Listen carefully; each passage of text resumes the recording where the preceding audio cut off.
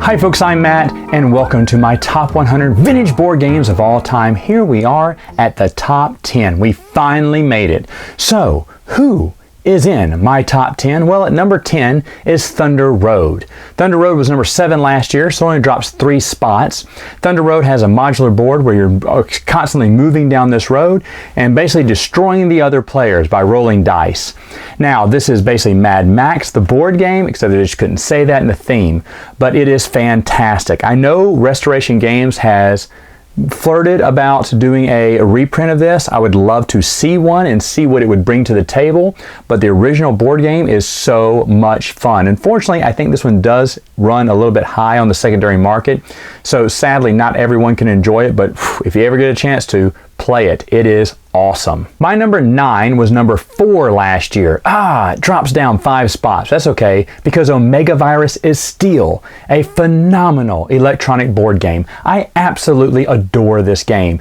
You're playing co-op in a way because you're all trying to achieve the same goal, which is to get rid of the Omega Virus. However, you are fighting one another for items as you move along, and you want to be the one to destroy the Omega Virus. The whole time, the Omega Virus is making fun of you as well, and I did hear Restoration Games is looking at a reprint of this game. I'm sure it's going to be with an app, sadly, even though I say sadly, that's how everything's done now, but the original game has so much charm to it. Plus, even though we did win this year, the year before that, there was one time we did not win, and I was shocked.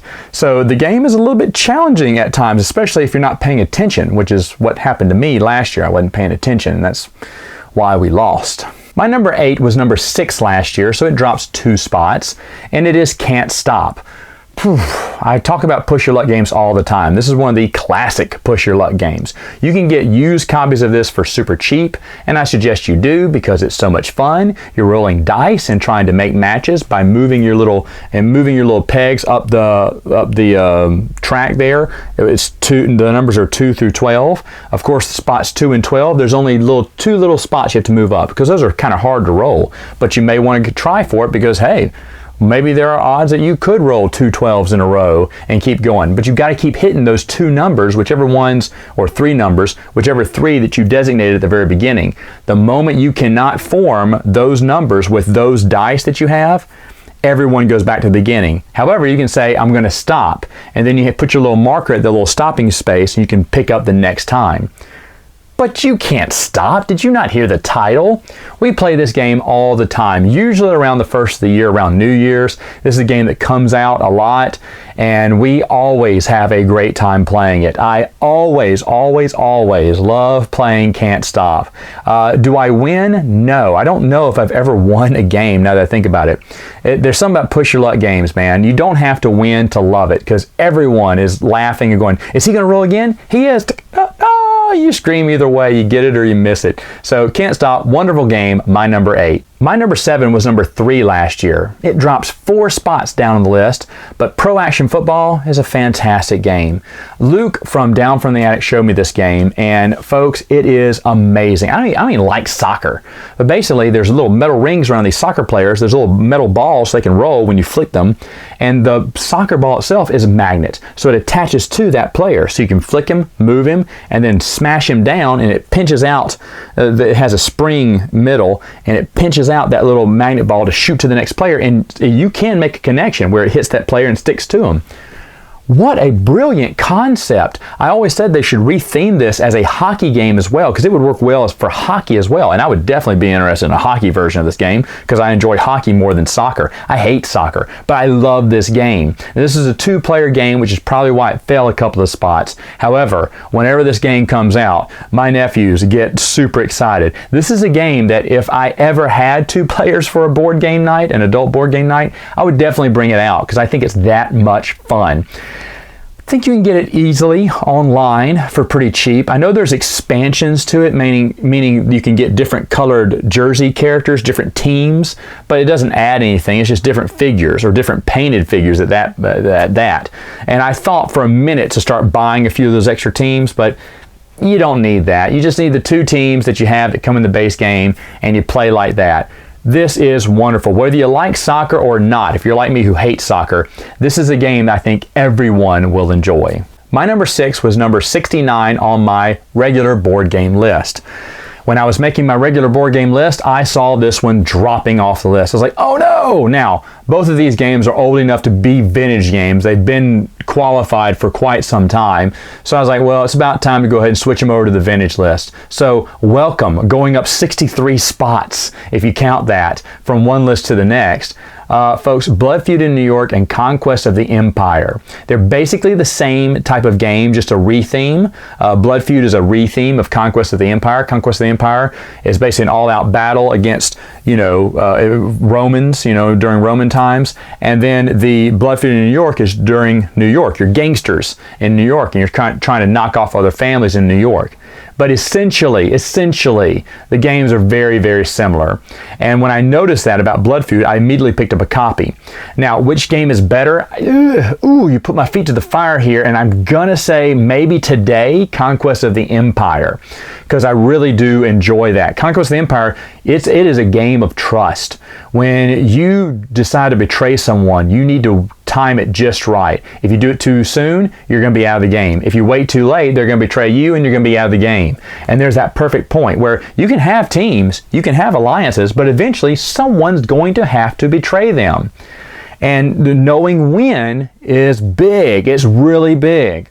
That's one part I like about Conquest of the Empire. And the components and the pieces and the gameplay is a lot smoother than Blood Feud in New York. But what I love about Blood Feud in New York is they have common areas like parks and helicopters, airports, I should say. And that's to make trades. In Conquest of the Empire, you can make a trade for a general and trade it off to someone else, but you most likely just want to kill them off. You don't want to give someone a general to fight battles for them. No. So you always make the decision to kill that general off. And Blood Feud in New York, it's not that simple. You keep family members, because if you can kill their boss, those family members you captured become your family members, making you more income. Now, this also leads to eventually more trades, because sometimes you need alliances. If you play a game with a lot of people and you find someone's crowding in on your territory, I find we make way more deals in Blood Feud in New York than we do in Conquest of the Empire. Conquest of the Empire, we're like, I'm taking this, and there's nothing you can do about it. Blood Feud in New York is like, okay, I want this territory, I'm going to give you this, or if you give me this, I'll give you one of your men back, and we had a little spat at the beginning, but now I want to be your friend, let's make a trade. And you can go to neutral areas to make that trade so that no one is taking over someone else's land, and you don't necessarily have to fight in parks or airports either. It says you can if you want to. You can have a three-way fight in the park or something. It never happened, but that'd be awesome. But you can do trades that way. And I've seen a lot more negotiating happening in Blood Feud in New York than I've seen in Conquest of the Empire. It's like, you want this general? Whack, off with his head. He's dead. You don't see that. So I do love that about Blood Feud in New York. I just wish that it had a little bit more streamlined with I wish the money was better. I got some poker chips I'm going to replace it with. I need to make a tracking board so you can track up how much income you're getting. Conquest of the Empire has one. Blood Feud in New York does not. And one thing I can't help is I wish there were colored figures of all the items you can get, like helicopters and boats and limos. They're all the same color, which gets kind of confusing if you have two limos or two boats fighting against each other, or helicopters flying all over the place. It would be nice if they were of that person's color. Now, woulda, shoulda, coulda. If Blood Feud in New York had all the things that Conquest of the Empire had, it would probably be beating it, in my opinion, because it has that negotiation contact. But because it's a little bit flawed from Conquest of the Empire, that's why I would say maybe Conquest. But you see what I'm doing here? Look at this. Both games are fantastic. If you can get a hold of one of them, depending on the theme, pick the theme you like and go with it. I think they're very easy to get, and I think I at least know Blood Feud in New York is pretty cheap to get too. My number 5 was number 47 on my regular board game list last year. So it moves up 42 spots here as I transferred it to my vintage board game list. Now, this is another game that when I was making my top 100 board game list, I saw this one flailing. I mean, it was falling so low, and I was like, oh, it's time to go ahead and move this to a vintage game, because Battle Ball has been around for quite some time. Battle Ball is football of the future. There are some nice pre-painted miniatures. You're basically rolling dice to move the ball and get to the end zone, your opponent's end zone. It's great. The faster players can roll the bigger die. They can move a lot faster. Slower players roll the 6-sided die. Oh man, that's terrible. But when it comes to head-to-head contact, if they're ever getting contact, you have a roll-off. Whoever rolls the lowest wins. So a guy with a 20-sided die may not do good against a guy with a 6-sided die. I like that balance. And the game, we usually play sudden death every time. You go 2 rounds, and whoever wins that 2 rounds is it. But a lot of times you'll have each team get a touchdown, and you'll have to play 1 more round. Sudden death is amazing. Now, I've never played with the special abilities for each team, because I heard they were imbalanced, and looking at them, it seems one team may be a little bit more better than the other. So just to avoid that completely, we don't play with the special rules, and you don't really need them. This is a game that I wish they would have made expansion teams for. You know, expansion teams with other special abilities would have created more variety, I guess. Right now there's a blue team and a red team, but you could have made a green and a yellow and a purple and an orange and a black and a gray and a brown and a white, and you know, the possibilities would have been endless, and the miniatures would have been fun too. But well, they didn't make it. Anyway, this game is super cheap wherever you find it. Wherever you find it. You can get this game for like as low as $5 sometimes. But even for $20, it's definitely worth it. This is a fun game. I absolutely love this game. This is one of the 2-player games that does get played. I make sure to find at least one game I'll play with someone, maybe first person in on board game night. I'll say, hey, let's play this real quick. Well, everyone else is coming in a little bit late. Oh man, Battle Ball, great game, and that's why it's in my top 10. Number 4 was number 37 on my list, my regular board game list. It was called Aladdin's Dragons. So here it is, moving up 33 spots now that's on the vintage list. Aladdin's Dragons is really neat. You're playing these cards with numbers on them, and the person with the highest number will get to do that action first, or get to take the lion's share of the treasure if you're doing it in the Dragon's Caves. The bottom level is Dragon's Caves, the middle level is the marketplace, and the top level is the palace, which is what you're trying to eventually do. You're trying to get through the guard and get as many treasures as you can, because the person with the most treasures will win. This is really, really strategic. You have to decide what cards you want to play at which levels and outsmart the other players too. Like, how low can I go, but I need this treasure because I need to go to the market to get this, so I can do this in the palace. A lot of planning goes into this. Getting that first player token, there's a mean fight over that too, because they win ties. Wow, just so much fun. The reason I moved it to my vintage list, this game came out in the year 2000, folks. It is almost a 20-year-old game, so it is definitely vintage. But I just saw it again, when I see games that I love just really falling off my top 100 list, I'm like, okay, it's time to move them to vintage if they're old enough.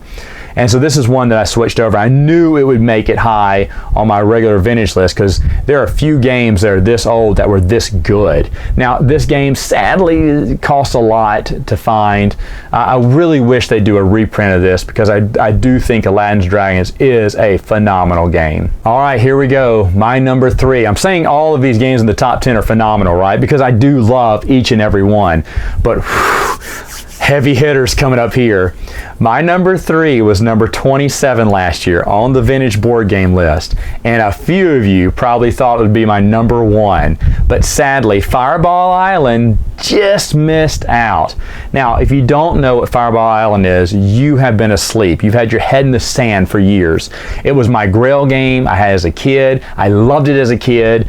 I've had it on my list the past few years. It's a great game as is, but when Restoration Games did their reprint, I got all the expansions. I got the new expansion, Spider Springs.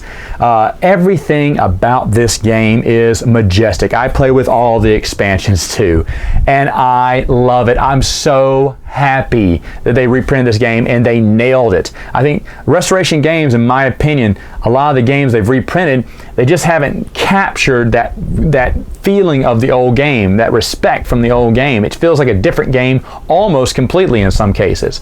But with Fireball Island, they did it. They hit a home run. And I hope they come out with expansion after expansion after expansion, because they're just going to take my money every time. Take my money every time. I love the new Fireball Island. If you do not have it, this may be worth your time to track down a copy. I know it costs a little bit, but folks, it is so worth it. It is so much fun. It elevated this game at number 27 to number 3, and it would have been number 1 if it hadn't been for 2 other games. So what are those games? Well, number 2 was number 28 on my regular board game list. It moves up 26 spots. and it still didn't get number 1, even though Queen's Gambit is an incredible game. Star Wars Queen's Gambit, the game that came out during episode 1, has 3 different boards. You're playing, basically, you're fighting 3 or 4 different battles, basically. You got Anakin's battle with the Starfighters. You got the lightsaber battle with Darth Maul and the Jedi. You got the battle that's going on in Theed Palace and the battle that's going on with the Gungans and the Trade Federation. And you're playing a stack of cards and playing them one at a time against an opponent. It is phenomenal. Every time we play, it's great. And I finally won as the Federation. It's so hard to win as the Federation. So hard. But I came up with the strategy, pushed for it, and barely got it. But it was a struggle too. It was a struggle. And the game went on for quite some time, but we shook hands afterwards and we both agreed it was just a phenomenal game. Every time I bring this out at board game night, if I have a 2-player table, when I do Queen's Gambit, there's a fight to get the two-player table. No one wants to go to the 2-player table on a regular night because I'll have a game out there like, yeah. But when it's Queen's Gambit, like, I want next. They don't even care what the main game is we're playing. They want at the 2-player table. Queen's Gambit. Oh man, this game will never get a reprint. The closest it ever came was Star Wars Risk, which is super cheap. If you want to get that, that's great. That's Queen's Gambit Lite, but that's the closest you'll ever get to playing this game, I guess, because now it's going for like $400 or something, $500 now. Insane. I still got it when it was in the $200, $250 range, thankfully, because the box was beat up. I think I got it for $200, and I was like, okay, good. And I have not regretted it. I played this at a friend's house because he had a copy. I'd always wanted to play it, but I said, it's not worth all that money. And when I played it, I told my wife, I said, I'm going to get a copy because it's such an amazing game. But again, I saw this one dropping really hard on my regular board game list. I said, well, this game has been out since 1999. It is 20 years old. So time to switch it over to the vintage board game list, which is where it is now at number 2. So folks, you're asking yourself, Matt, what could number 1 be? I mean, you've gone through all your vintage board game lists. Yeah, I moved another game over from my regular board game list. And last year it was number 1, Strat-o-matic Baseball. I decided to finally move it to the vintage board game list. And here is the reason why. Strat-o-matic Baseball is my favorite game of all time, folks. Like, I love all my regular board games, but Strat-o-matic is just up there. I love baseball. I play a regular season every year. Now, this next year, I'm going to have 2 little girls taking up a lot of my time. So I've decided to shorten the season. I'm shortening the game length. I usually play a set of 3 games against all the players. Now it's going down to 1 game. So I'll cut my season down by 1/3, but I'm doing that because I don't have as much time as I used to back in the day. So hopefully that will enable me to continue to play seasons, albeit very short seasons now. And I'm not going to keep up with a few of the stats like I used to as well. Just so I want to keep my seasons going because I love Strat-o-matic Baseball. I love it. But the reason I moved it off of my list, even though it is my favorite game, I play it solitaire. I don't play it with anyone anymore. And I feel like, I always felt like it was a little unfair when I talk about all these great board games and then I say, here's Strat-o-matic. I play it by myself. None of my board game group will play this with me. I don't know. They may play it with me, but I don't care about that. I play it by myself. I love playing a season through. I love it. But I decided to move it to the vintage list because it is an old game. And hey, it's always going to be number 1 no matter what list it's on. But now it's on my vintage list at number 1. So what's the new number 1 for my board game top 100? Well, you're going to have to find that out later on when I do that list. Hey folks, thanks for joining me for my top 100 vintage board games of all time. I hope you enjoyed it, and who knows, maybe 5 years down the road, I'll do this again. See you later.